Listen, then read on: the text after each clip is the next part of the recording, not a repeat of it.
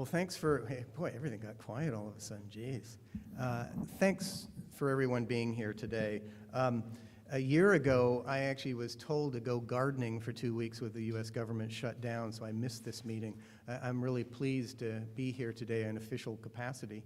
And so I think it's really a kind of a momentous time. I'm Michael Beach from the Centers for Disease Control and Prevention, so I work for the U.S. government, and I tell all of you that the check is in the mail, and for 7 years now we've been saying the check is in the mail, but actually I cashed it on August 29th, and this has been posted now with the MAC, and so I think this is a pretty momentous time as we gather to start to think about, after all that work, how do we move forward?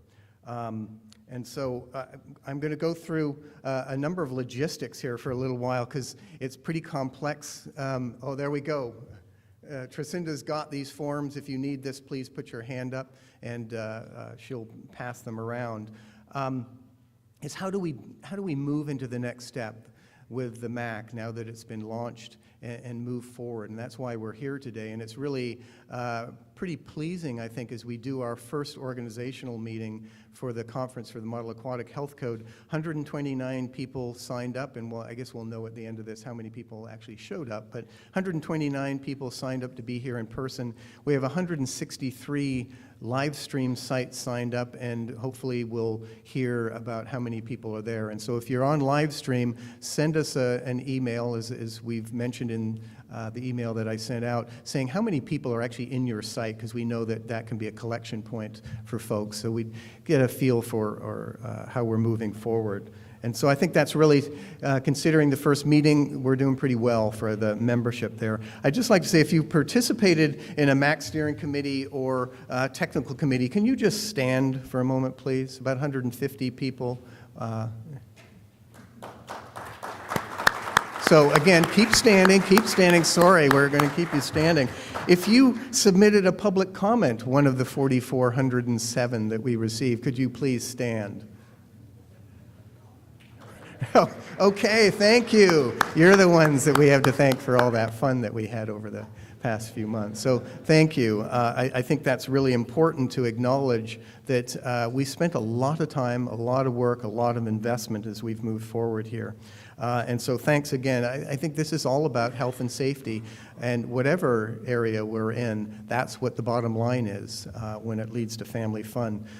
We can't move forward without acknowledging groups and people, and so Tom Lachaki's over here, the CEO for National Swimming Pool Foundation, is really our founding sponsor that's invested in the very beginning of forming the MAC and along the way, and now in the organization to sustain the MAC over time. And so we want to thank Tom, the board of directors, and NSPF for that. And here's our really great banner on the front here to keep that on your minds. And so we'll be talking about that more a little bit later. I would like to thank the whole crew at NSPF, but particularly Susan Wickman and Jocelyn Jester for if we had to do this all on our own, I think I would have shot myself.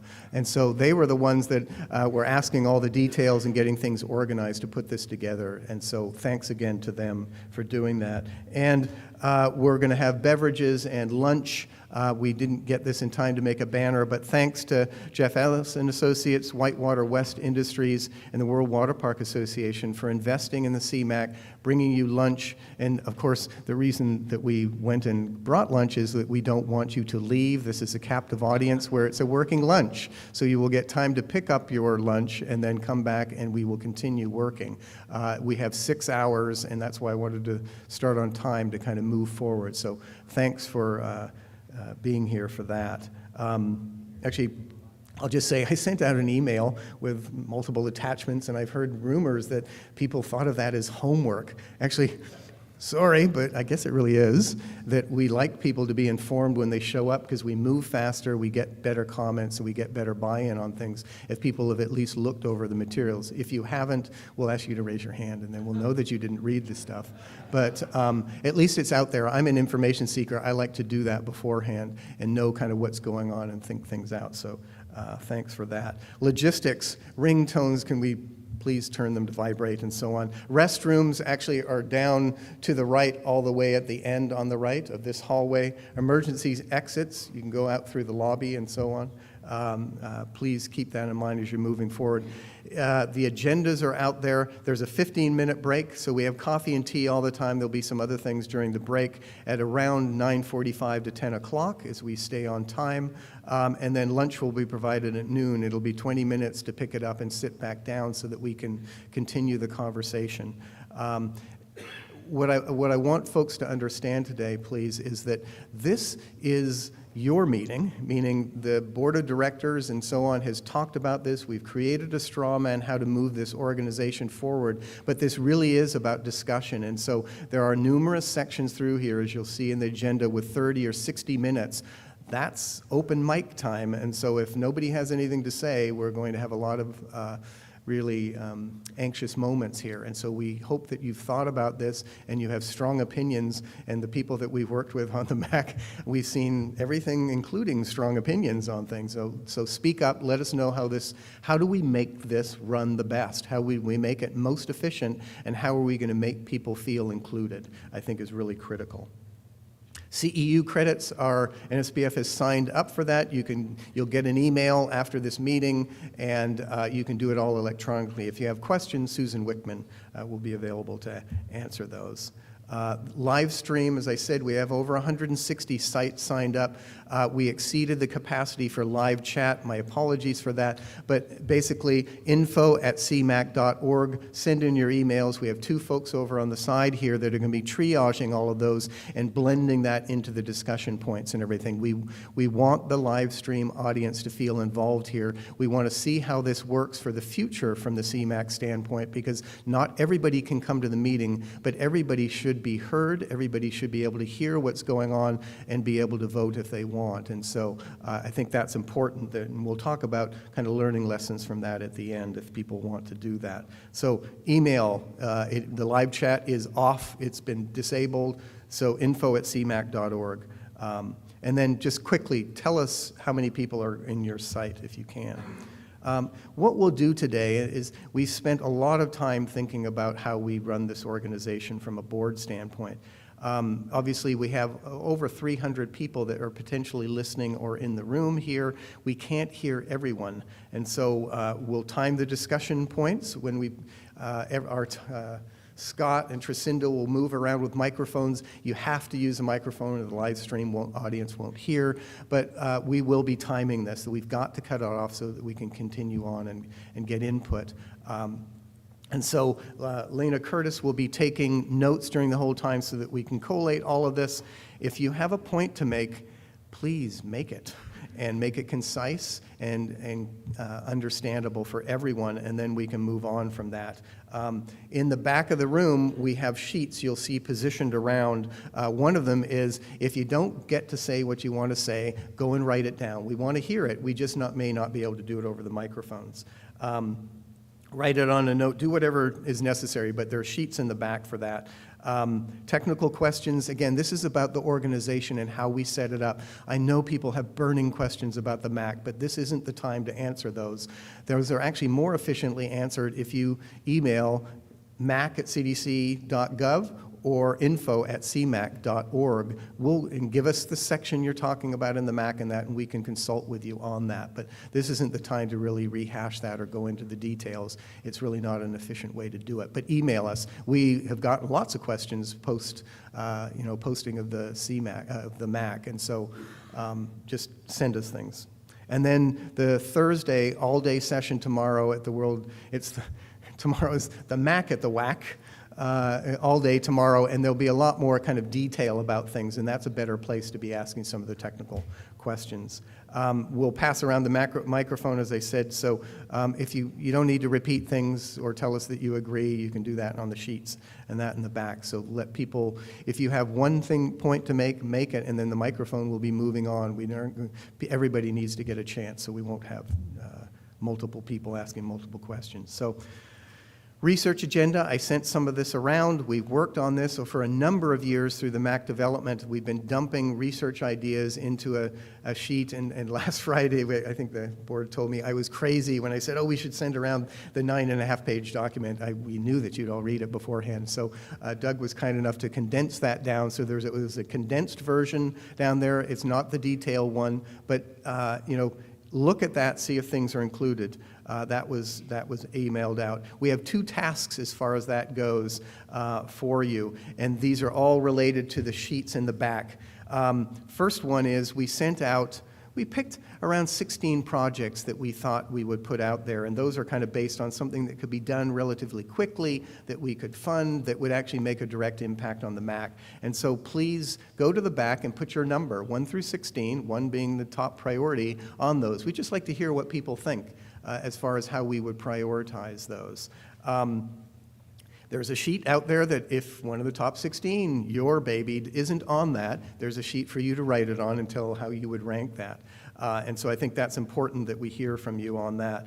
And so if you looked at the research agenda, I know it's not the detailed one, and you see, my gosh, my area has been dissed, go to the back. There's a sheet, a couple of sheets in the back there. Write it down so that we can add it to the research agenda. We'll be moving this forward as the years go by, and we will be hopefully funding things off the top as far as what the highest priorities are.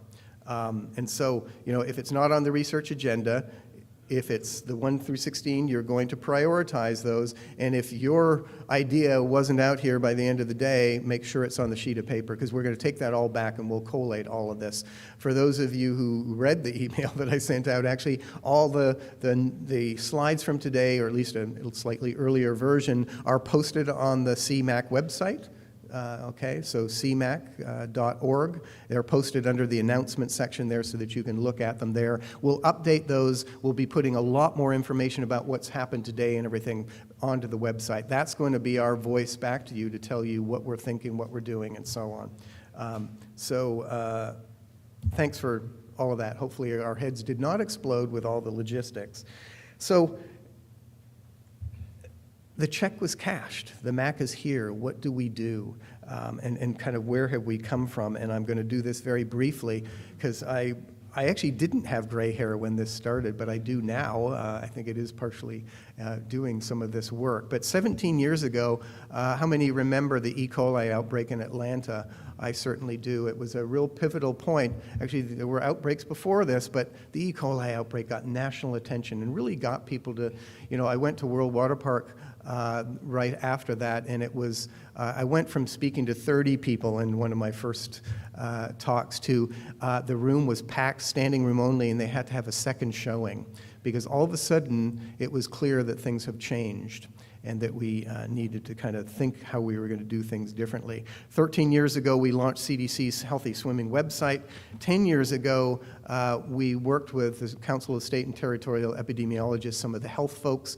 They said, enough. We have all these outbreaks. What are we going to do to try and prevent these? Please hold a national workshop. And it's always great when it comes from partners because then the director can't say no because I didn't have any money to hold this workshop. And so the director came up with the money to hold that. 9 years ago, in 2005, we held the national workshop. And really, the main recommendation out of that was that CDC lead a national consortia to create a data-based open access national model code. 7 years ago, and I think after discussions with Tom Lachocki and NSPF, we said we just got to move on this. We formed the steering committee, and about 5.5 years ago, after a lot of work setting it up and getting technical committees, the technical committees started working. And so, where have we come since then? From 2010 through 13, we posted in modular form all of the 14 modules for public comment. We revised all of those and reposted them. We had about 3,000 comments. But I think the pivotal thing here is that this is about partnership and about listening to people. We wrote it between public health and industry, and we got public comments from both sides as well, and we responded in kind, which is about 76% of comments were immediately used to change the versions there. I think it was definitely better documents at that point in time. We went through the painful process then of taking all these modules, knitting them together, trying to get rid of kind of cross connections, however you want to look at it, but just mutations because 14 different groups were working on things and kind of tried to correct that. We didn't get everything right, and so we put that up for public comment in March of this year, received another almost 1,500 comments. And I will say that they are fantastic comments. They have improved the document tremendously, and they're painful. It's hard to hear from everybody that this doesn't work, and did you think about this? Because sometimes I would just look at a comment and just say, oops, we didn't think about that. Or that, you're right, that's the better way to think about this. And so we changed a lot of things, and it's a better document because of it. And so we worked through overall 4,407 comments. There are hundreds of pages on the website now that tell you, basically, here's the comment, here's how we change things, and here's how we addressed it for every comment that's out there, if you have the stamina to go through all of it. But it was an incredible learning lesson about what all of you thought as we moved forward. And again, if you look at the average, about 72% of comments were taken to make immediate changes in the MAC. I think, again, this is a pretty robust document now with an annex that really supports what's in there from a scientific and a reference standpoint and everything. So, now, what happened on August 29th was kind of good. I think it was a cathartic sort of thing, which is we took all of the talk about steering committees, technical committees, modules, and all that, and we demoted it all. It's still there on the website, but it's buried underneath drafts and other things. We don't need to think about that anymore. We have one document, one voice, and then how do we move this forward to get things rolling?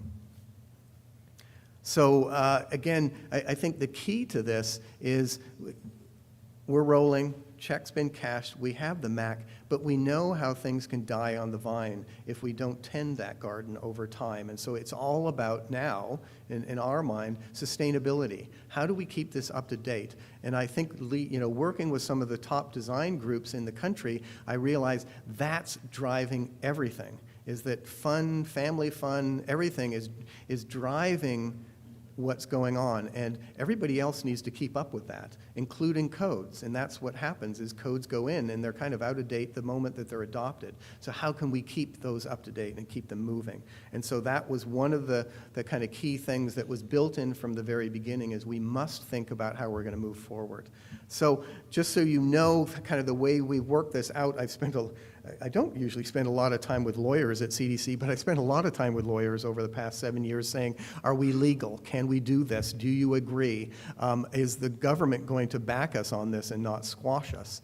And so I think we're pretty robust now that we have somebody who is now the MAC specialist, because I always go to the same person, Heather Horton. If she were here, I thank her tremendously because I don't deal with legal stuff.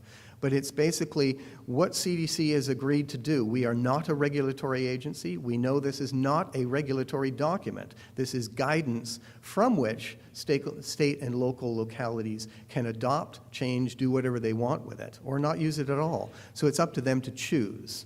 But we still, at CDC, put ourselves on the line here, and that we do not want to move this offshore. We've been asked actually not to, that our brand, the CDC logo, will remain on the MAC in perpetuity. It is a CDC document. So we own it, we revise it, we will publicly post it, and the website will remain part of CDC. That's, to me, the way to try and keep this above board and kind of with the whole gestalt of how we started developing this in the first bit. But we need to renew and update to keep up with change.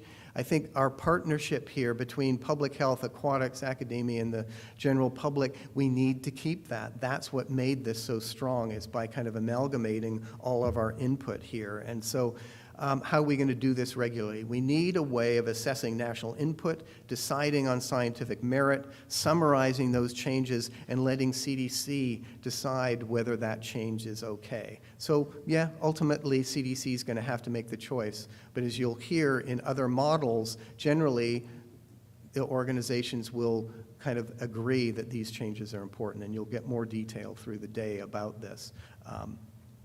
But we want input here. So CDC decides, I think that's a few of us, which is there is no way, if you knew how small we are actually from an aquatic standpoint, my job is all water, sanitation, and hygiene in the world. So half my group is global.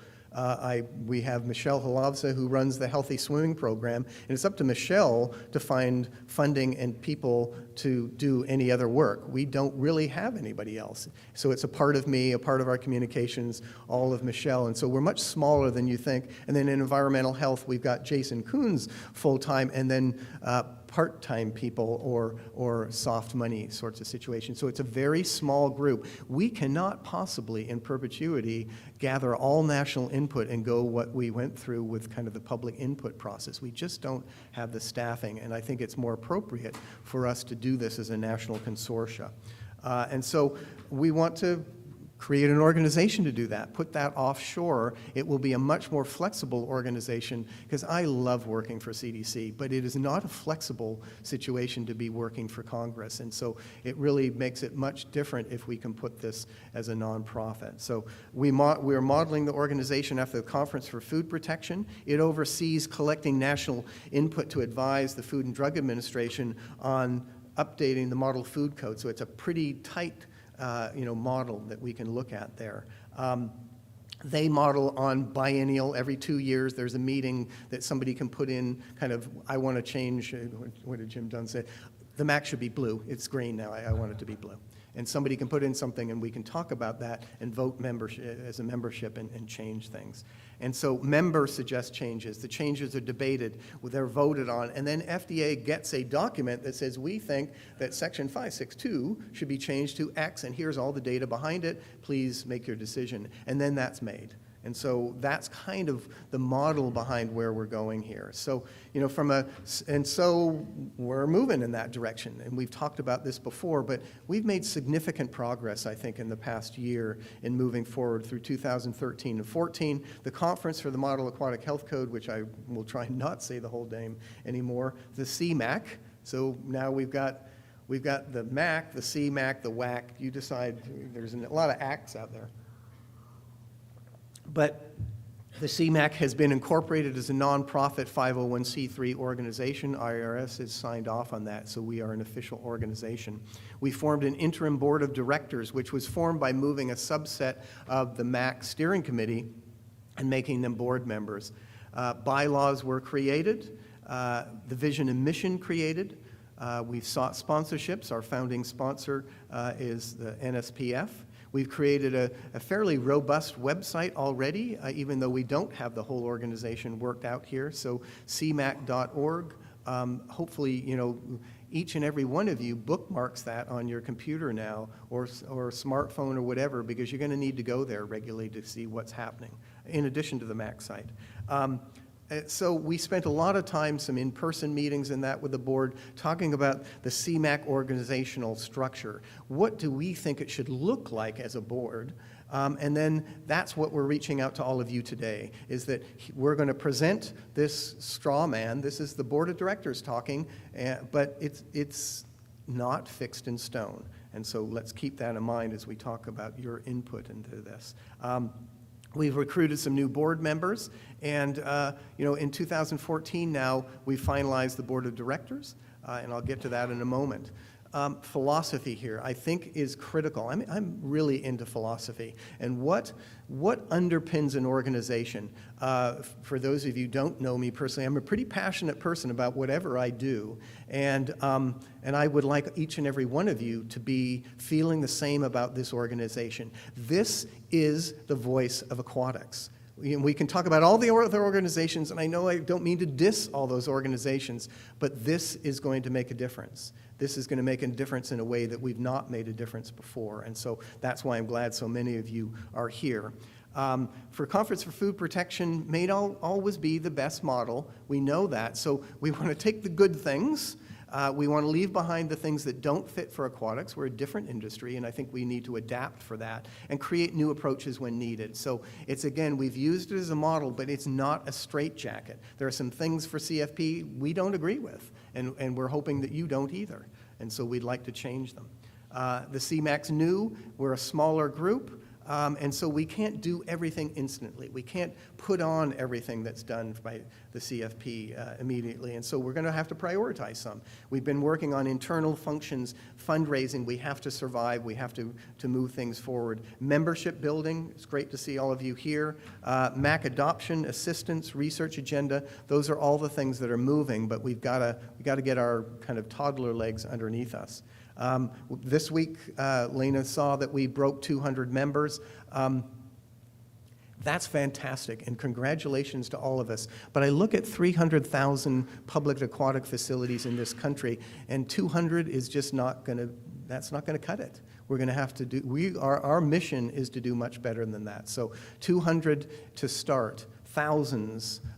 In 10 years from now, I'd like to see a couple of zeros behind that, because that's what this organization will impact every single facet of aquatics from A to Z. And so everybody needs to be involved in this if they want a voice in how we move forward in the next 50 years. So if you're not sure that you've joined, ask us. We've got a list and everything. I noticed when I sent some emails out, I got bounce backs. You didn't put in your email correctly. So we've got to get your email right. Clearly, the number signed up for this meeting and live stream is less than 200, so sign up for membership, please, on the website. If you didn't get the email on Monday, it's your email was not correct and it bounced back. A couple of you I knew, and so I could send something out. But please, if you didn't get something, well, you probably aren't here. If you in the room you didn't get something, let us know. If you're probably not on live stream if you didn't get it, or if you didn't get an email on your live stream, your email address is not correct in our listing. So where are we? Vision. An up-to-date, knowledge-based MAC that supports healthy and safe aquatic experience for everyone and is used by pool programs across the U.S. That's our goal. That's our mission. That's where we're moving. You know, from a mission standpoint, we've got really several critical things. The critical one at the top here being collecting, assessing, relaying national input on needed MAC revisions back to CDC for final consideration. That is the number one function. CDC will be expecting to hear from this organization about how to update the MAC so that they can assess what to do. It's clearly about advocating for improved health and safety at aquatic facilities.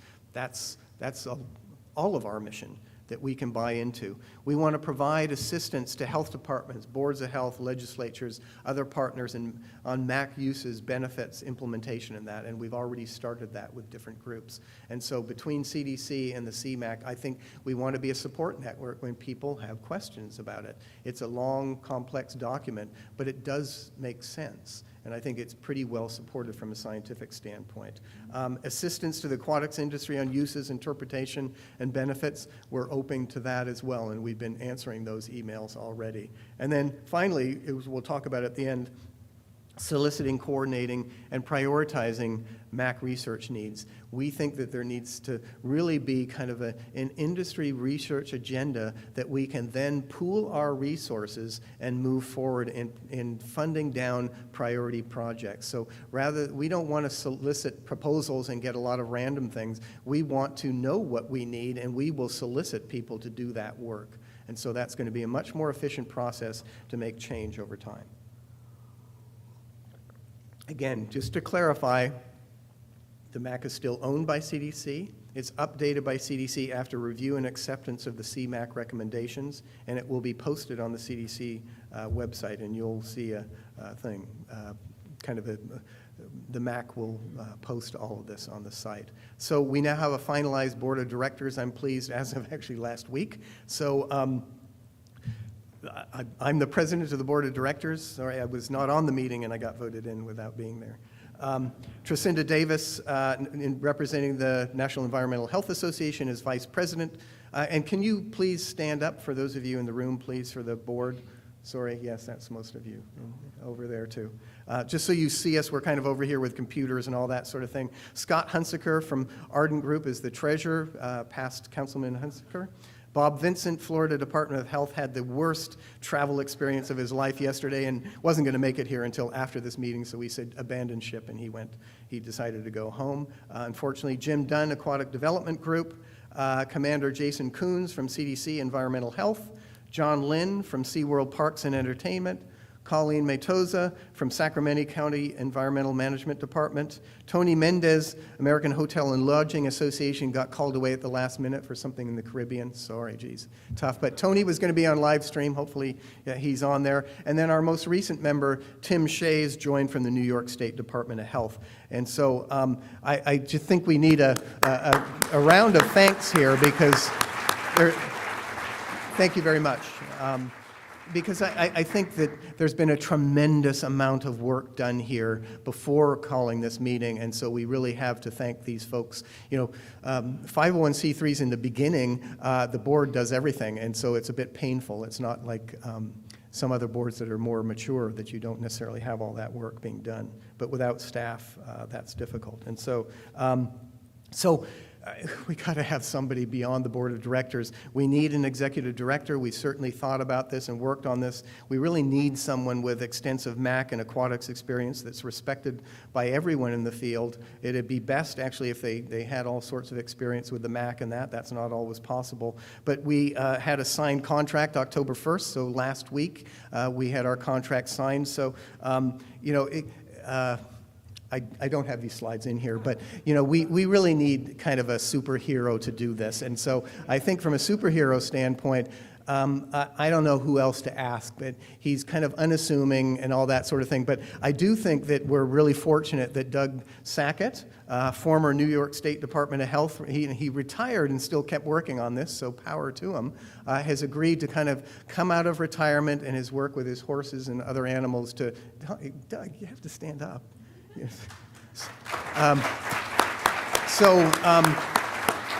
I think we're extremely pleased that we could coax him away from his farmhouse, his horses, and everything else to give some of his time back to this effort that he's invested in. He had 38 years of experience with New York State, retired as assistant director of one of the bureaus there in New York State, former MAC director, former MAC steering committee member, and former vice president treasury, did 2 jobs of the interim CMAC board of directors. And so he'd done enough, we actually forced him to resign from the board since he took this position. So I think if this doesn't give you confidence in us moving forward with a very strong board of directors, a strong executive director, I don't know what will, and sorry, I don't know how to satisfy that. But I think I'm pumped, because this is how we move forward, this is how we build our voice and make a difference. So why are we here today? And I keep looking at my watch because we're timing everything, and I gotta follow that too. I can't abuse the situation there. So why are we here today? And hopefully you guys aren't actually asking that. We all want the MAC to stay up to date. It's out. It's already getting old. What are we gonna do? And some of the situations we'll hear, some issues that came up in the final round of public comments were so big that people wanted to change things in the final round. We said, too late, you can't do this in the second round when nobody gets to see this. It's going to have to come up as part of this process to change things. Why are we doing it, though, is that I feel pressure. There's a boot in the back of us that says we've already booked the first biennial CMAC update meeting is scheduled for this time next year. It's already booked. You have to book these things well ahead to have the conference setting, and we'll talk about that more at the end. So we've got a conference to set up, and we don't have an organizational structure that's solidified, and so we got a lot of work to do over the next year. So to hold that meeting, we must organize things, and so that's why we held this meeting, and so the board and executive director can get your input so that we can move forward, because we're going to have to move forward pretty quickly, as you'll see from some of the timelines that we've got there. So again, philosophy reminder here. CMAC will stick with what we did with the MAC, foundational philosophy. First thing is evolution, not revolution. Don't try and change everything overnight, because then we have something that sits on a shelf that no one will adopt, because it will never pass anywhere. It doesn't make sense. And I know it sounds great and it's very heroic to say that, but and we could adopt the DIN standards right now today. We can do all of that and put it in the MAC, and where would that take us? It's not going to move us where we want. So I think let's keep that in mind as we move forward from a U.S.-specific needs standpoint. We think that works. That's what's worked through the MAC the whole time. This is a partnership, I think as we were talking this morning, one of the strongest things, this is a public health and aquatic sector partnership, and we want it to stay that way. And so if we're going to do this, we need to have it make sense and kind of everybody kind of have input in how we do things so that everybody feels like they have a voice. So incremental change is most likely to be adopted by state and local jurisdictions, resulting in what we want is improved health and safety. If you don't adopt it, it's not going to improve anything. It's going to be collecting dust. And so let's do it so that we can make change. And collective input gives the best product. I know there are a lot of sayings out there, I can't remember them, about committee work and all that sort of thing. But in the end, if you drive things, that collective thought really is the way to get a best product, and something that's going to be adopted. Right-sizing this, keep in mind, we aren't a huge organization yet with, it's now 200 members, but we can't support the number of committees Conference for Food Protection does. Like some of the councils, they have 23 members in that. We don't have the membership to do this. So we have to think about being leaner, meaner, more efficient, and that can grow as we move forward. Look at that, man, I'm right on. And so I think, again, I want to thank you so much for being here in person. For those of you who couldn't make it on the live stream, I love this technology that allows people who don't have the time exactly to at least listen into things, and we'll be thinking about how we adapt that. But this is a tremendous first response and the beginning, I think, of a really great organization to move forward and update things. It's been 7 years. We've worked really hard on this and invested a great time of work and sweat and angst and all sorts of other things. And I've talked to congressional members and everything. Thank you for some of those comments, by the way. They really heated up in D.C. So we did some of that work as well. But what it helped us do is talk to Congress about the need for something. And at least the members we've talked to see that, and so that this makes sense that we move forward. So with that, I think this is kind of a transitional thing. Thank goodness, is that we're moving kind of from the board of directors to doing so much to our new executive director taking this on. So thank you. I've got a boatload of work, and I've got a hard drive thing to pass to you, Doug. So thank you very much.